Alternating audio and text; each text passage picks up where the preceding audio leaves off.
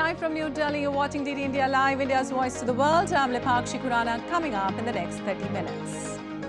India's Prime Minister Modi and French President Macron reaffirmed their shared vision that India-France strategic partnership can help build prosperity.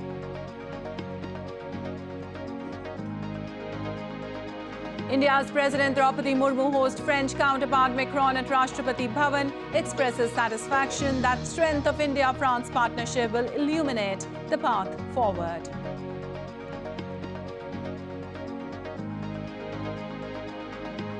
Israel's operations against Hamas in Gaza continues. United Nations Agency for Palestinian Refugees sacks staffers who allegedly participated in October 7th Hamas attack.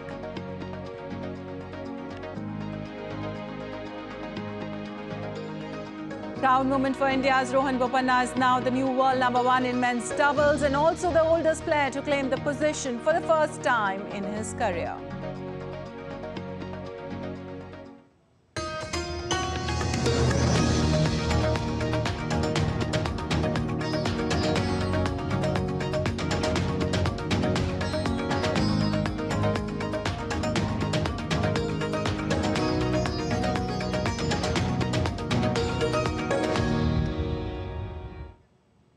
And on to details now. India's Prime Minister Modi and French President Macron reaffirmed their vision that the India-France strategic partnership can help build prosperity and resilience in their economies, advance their country's security and a more sustainable and healthier future for the planet.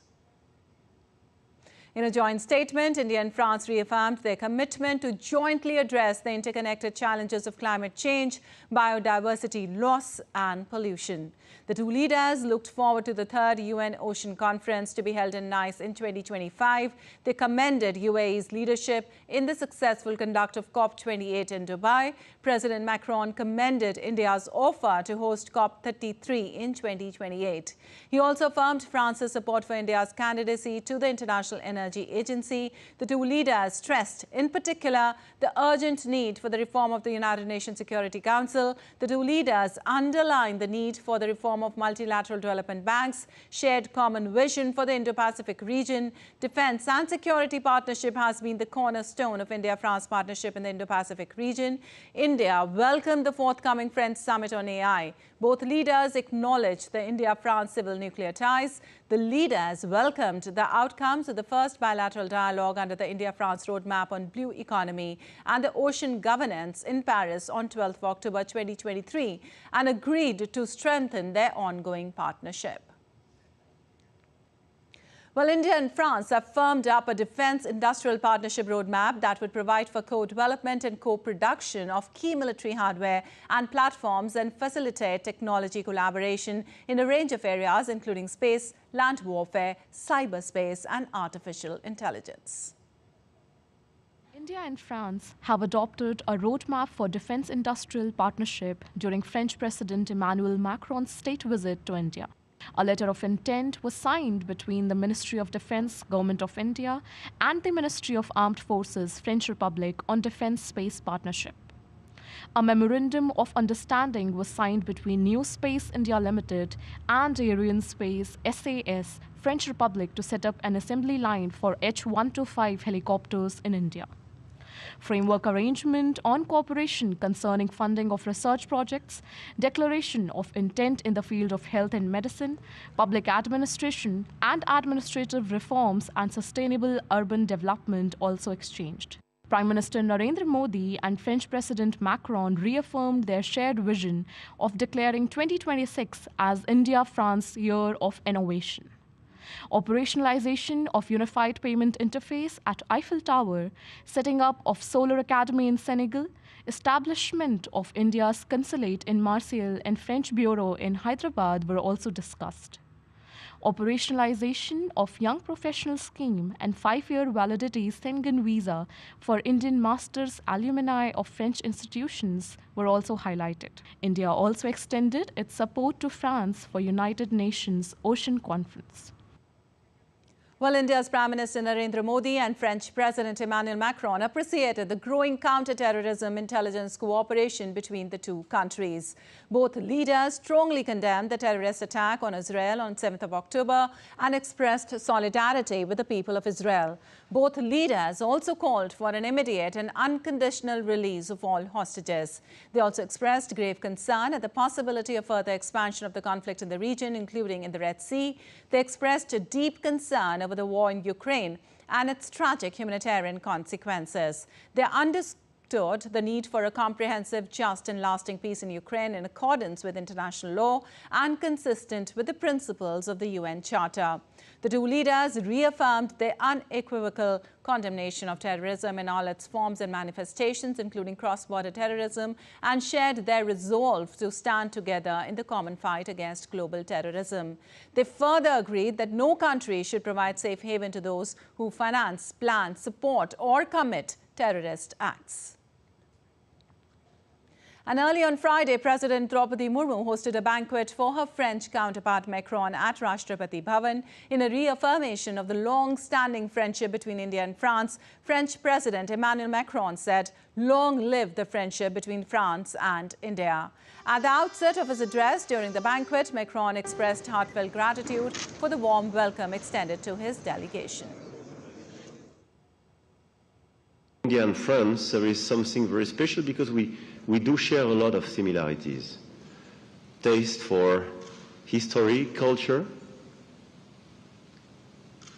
creativity, gastronomy, and this willingness not to be aligned to anybody else and to remain independent. French President Macron also assured India for support to host Olympic Games in the future.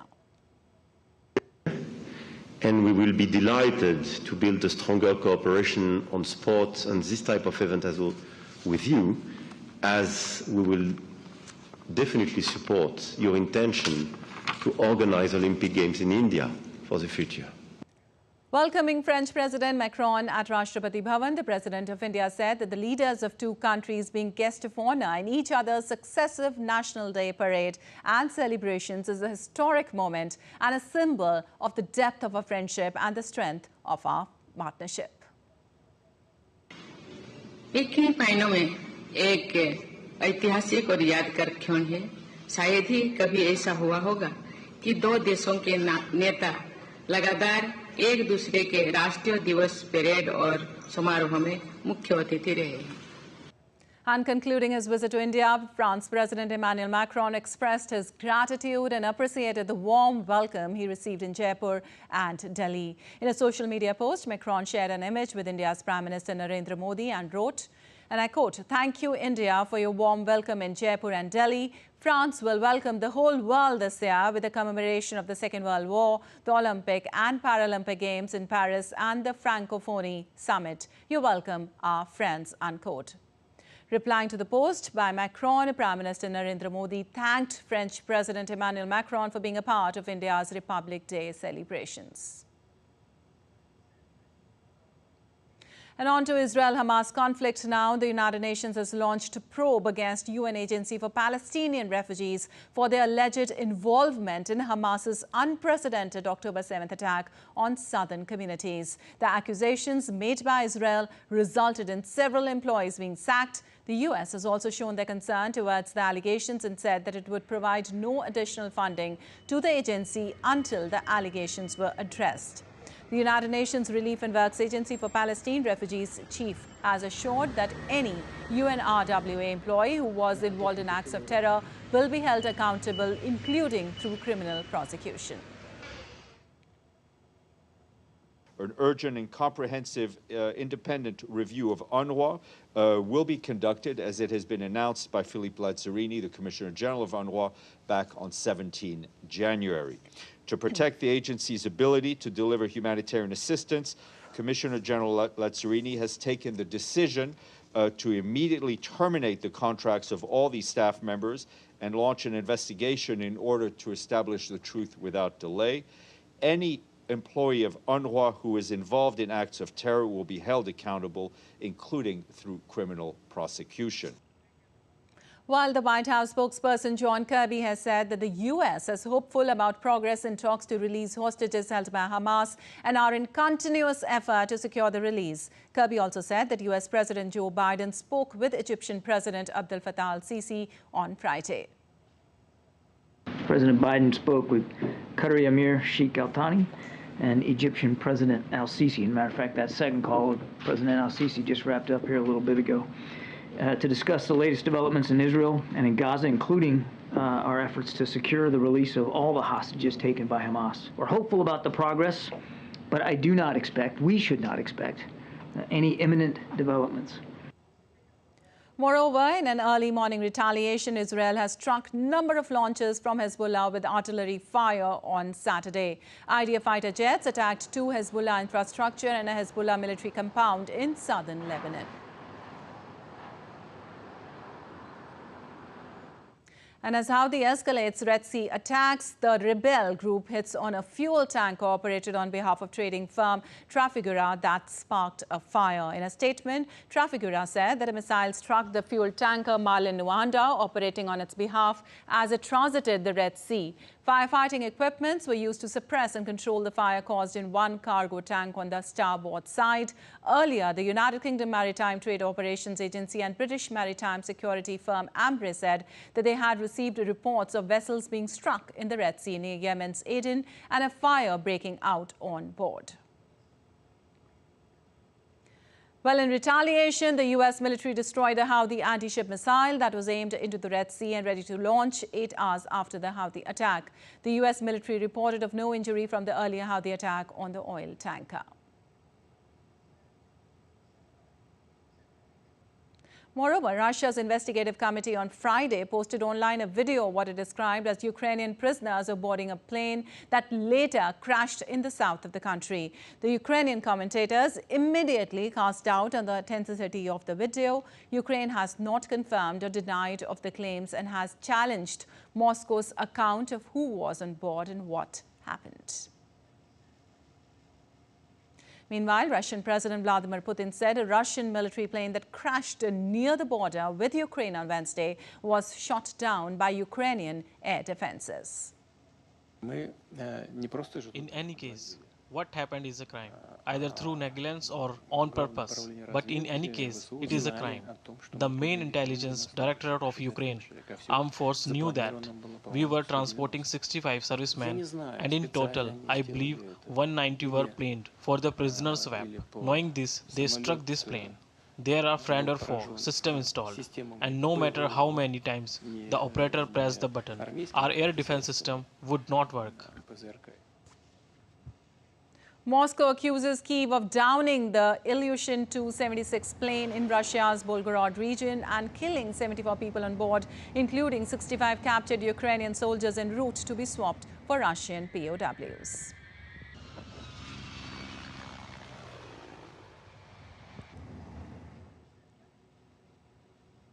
Well, moving on, Alabama has offered assistance to other U.S. states seeking to carry out executions using asphyxiation by nitrogen gas after pioneering the new method to execute Kenneth Smith, a prisoner condemned for a 1988 murder. Attorney General Steve Marshall said 43 other people on death row had chosen asphyxiation over lethal injection since lawmakers approved the method in 2018.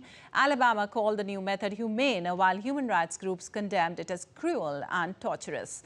Nearly half of U.S. states have abolished the death penalty, but for other states, the main method remains lethal injections. A tremendous thank to Commissioner John Hamm and his dedicated team at the Alabama Department of Corrections. As everyone in this room knows, they are the first team in the country to carry out nitrogen execution, and what occurred last night was textbook. They deserve a great deal of thanks and credit for being willing to be the one to step up first in the country to do so, and I now suspect that many states will follow. And to my colleagues across the country, many of which were watching last night, Alabama has done it, and now so can you. And we stand ready to assist you in implementing this method in your states. Well, the White House called reports of a man's execution with nitrogen gas in Alabama deeply troubling on Friday. White House Press Secretary Karine Jean-Pierre said that President Biden has long had deep concerns with how the death penalty is implemented. The reports of Kenneth Smith and his death last night obviously is troubling. It is very troubling to us as an administration. It is very troubling to us here at the White House. It underscores why the president support the Attorney General's moratorium on federal death penalty, pending review of the policies and procedures governing its use. The president has long said and has had deep concerns with how the death penalty is implemented and whether it is consistent with our values. And the United States is encouraging Hungary to move forward quickly with Sweden's NATO membership. Hungary is the only NATO member that has not ratified Sweden's application to join the military alliance after the Turkish parliament ratified Stockholm's application and President Tayyip Erdogan signed off on the approval on Thursday.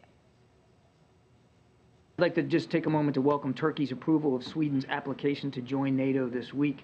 As many of you know, the Turkish parliament voted to approve the articles of ratification on Tuesday. President Erdogan signed those documents yesterday, and we're expecting the instruments of ratification to arrive in Washington, D.C. very soon to be deposited at the State Department as per process. We certainly encourage Hungary to move forward with their process quickly so that the alliance can welcome Sweden into NATO without further delay. And moving on, Donald Trump was handed a stinging defeat on Friday by a Manhattan jury that ordered him to pay $83.3 million to the writer E. Jean Carroll, who said he destroyed her reputation as a trustworthy journalist. The 9-person jury awarded Carroll $18.3 million in compensatory damages, including $11 million for harm to her reputation. The jurors also awarded $65 million in punitive damages, which Carroll said were needed to stop Trump from continuing to defame her. The sum that the former U.S. president was ordered to pay far exceeded the minimum $10 million that Carroll had sought. Trump attended most of the trial but was not in the courtroom to hear the verdict. Trump said in a social media post that he will appeal against it. And as migration situation worsens in Mexico, hundreds of migrants formed a new caravan Friday northbound towards the United States to escape poverty and violence back home. Last year, a record number of migrants attempted to cross the U.S.-Mexico border illegally, which for many was the culmination of a long journey across the continent. And Colombia recalled its ambassador to Argentina for consultations on Friday after Argentine President Javier Milei delivered a scathing attack on his Colombian counterpart, Gustavo Petro. Referring to Milei's comments at a government event, Colombia's first leftist President Petro said those attacking him have no idea what communism is or what socialism is. Colombia's foreign ministry released a statement saying Milei's comments violate the deep ties of friendship, understanding and cooperation that have historically united Colombia and Argentina. Colombia and Argentina have historically maintained good ties, but relations between the leaders of the two countries have deteriorated following the election of Libertarian Milei. And Bolivia's government has launched a new international tender for companies to extract lithium from the country's salt flats. The tender from Bolivian state-owned lithium company YLB seeks to develop projects in various salt flats in the Altiplano region, including 3 of the South American country's biggest lithium reserves. Speaking at an event on Friday, Energy Minister Franklin Molina said the government aimed to attract companies using cutting-edge technology for industrial-scale lithium production.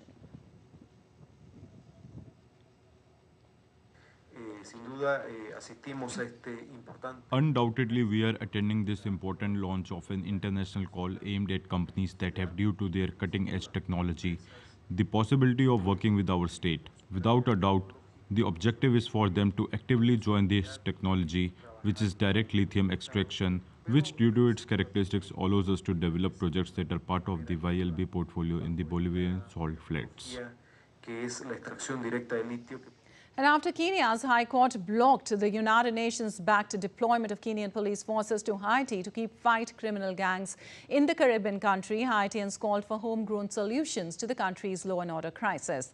The decision comes after the case of 6 Catholic nuns from Canada who were kidnapped in the nation's capital nearly a week ago and later released shook the country.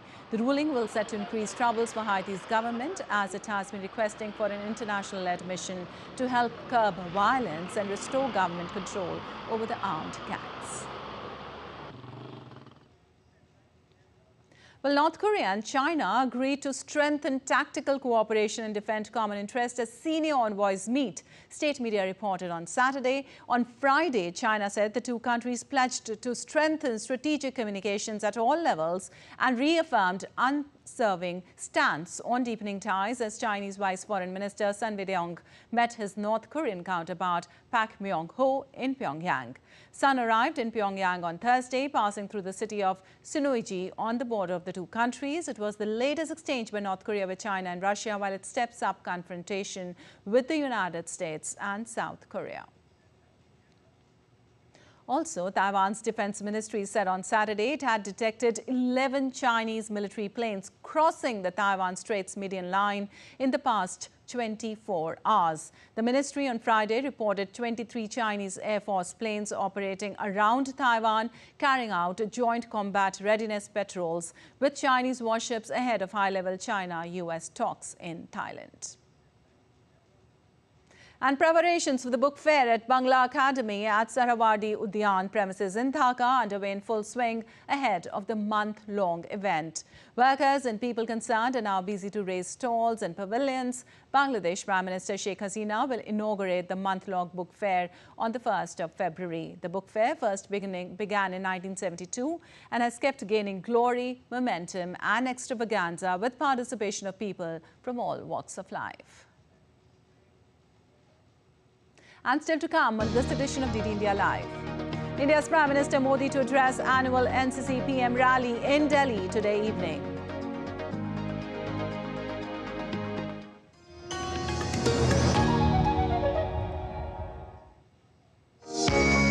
The eagerly anticipated 7th edition of the interaction that every student in India awaits is here, Pariksha Pe Charcha with Honorable Prime Minister Narendra Modi.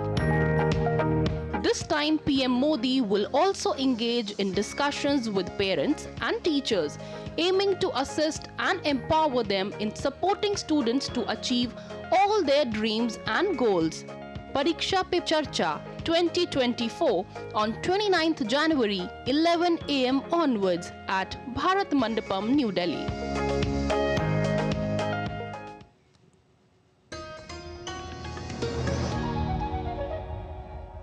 Welcome back. You're watching DD India Live. I'm Lepakshi Kuran, and moving on as we are celebrating the strength, resilience and achievements of women empowerment and spearheading efforts for gender equality and women-led development. Higher education in India has also witnessed significant progress in terms of female enrollment, establishment of new institutions in the last 5 years. According to the Ministry of Education's All India Survey on Higher Education 2021-22, the total enrollment in higher education has increased to nearly 4.33 crore in 2021-22 from 4.14 crore in 2020-2021. Female enrollment in higher education has increased to 2.07 crore in 2021-2022 from 1.57 crore in 2014-15. An increase of 44% has been seen in the enrollment of SC students. There has been a significant increase of 80% since 2014-15 in enrollment of ST female students. There is also a notable increase in OBC student enrollment since 2014-15 of around 50.8 lakhs. The total student enrollment in Northeast states is 12.02 lakhs in 2021-22 as compared to 9.36 lakhs in 2014-15. About 78.9% of total students are enrolled in undergraduate level courses and 12.1% are enrolled in postgraduate level courses. The total number of pass-outs has increased to 1.07 crore in 2021-22 as against 95.4 lakhs in 2020-2021. The total number of university-level institutions registered is 1,168, 45,473 colleges, and 12,002 standalone institutions. 17 universities and 4,470 colleges are exclusively for women. And India's Prime Minister Narendra Modi will address the annual NCC PM rally at the Cariappa Parade Ground in Delhi on Saturday. The event will include a cultural program on the theme Amrit Kal Ki NCC, showcasing contribution and empowerment of the Amrit Peedhi. In the true Indian spirit of Vasudev Kutumbakam, more than 2,200 NCC cadets and young cadets from 24 foreign countries will be a part of this year's rally. As special guests, more than 400 heads of the vibrant villages and more than 100 women belonging to various self-help groups from different parts of the country will attend NCC PM rally. And Bahrain celebrated the 75th Republic Day of India with a series of vibrant events. Minister of Foreign Affairs, Kingdom of Bahrain, Dr. Abdulatif bin Rashid Al Zayani graced the occasion as the chief guest, lauding Government of India and highlighted the deep-rooted bilateral relations between the two countries and expressed a mutual commitment to enhancing ties. The festivities began on with a flag-hoisting ceremony and offering flowers to the father of the nation, followed by the cultural programs. The celebration not only honored India's historic milestone, but also strengthened the bonds of friendship and cultural exchange between India and Bahrain. And now let's take a look at other stories making news today. India's first female Mahat Parbati Barua is set to receive Padma Shri in the field of social service. The centre on Thursday released the list of winners of the Padma Awards 2024, honouring 6 personalities from the Northeast, which include Parbati Barua of Assam State. Devotees in large numbers continue to throng the holy city of India's Ayodhya to offer prayers to Lord Ram Lalla. The temple trust has shared the new timings of Aarti and Darshan for devotees. The devotees can now visit the temple after the morning prayer from 7 a.m. IST. Rapid Action Force personnel have also been deployed in and around the temple to monitor cardinal movement of devotees. And in sports, in Australian Open, Bopanna and Ebden will take on Simone Bolelli and Andrea Vavasori in the men's doubles final. Bopanna is also the new world #1 in men's doubles, which makes him the oldest player to claim the position for the first time in his career. India's Rohan Bopanna will become the oldest tennis world #1, aged 43, after he and Matthew Ebden defeated Argentine pair Maximo Gonzalez and Andres Molteni at the Australian Open. Bopanna will go top of the doubles ranking for the first time on Monday. Bopanna became the oldest ATP Masters 1000 champion when he and Ebden won the Indian Wells doubles title in March last season. He turned professional in 2003 and has won 1 Grand Slam mixed doubles titles alongside Canada's Gabriela Dabrowski at the 2017 French Open. Bopanna credited his physiotherapist and Iyengar Yoga with helping his longevity. Bopanna will move to the top of the world rankings when they are updated on Monday. He and Ebden have the same number of points, but the Australian has played 3 more tournaments over the same period. The previous oldest men's doubles #1 was Mike Bryan, who was 41 years and 76 days. Serena Williams is the oldest women's singles #1 at 35, while Roger Federer is the oldest men's single #1 at 36. Novak Djokovic, who is the same age, could likely pass that record this year. David Wagner was 44 in 2018 when he was ranked #1 in the quad wheelchair rankings. Well, that's all for this edition of DD India Live, but let us know your thoughts on the news of the day. You can connect with us on Facebook, X, formerly known as Twitter and Instagram. We'll be back with more news as it breaks here on DD India. I'm Lipakshi Kurana from all of us here in Delhi. Thanks for watching DD India Live.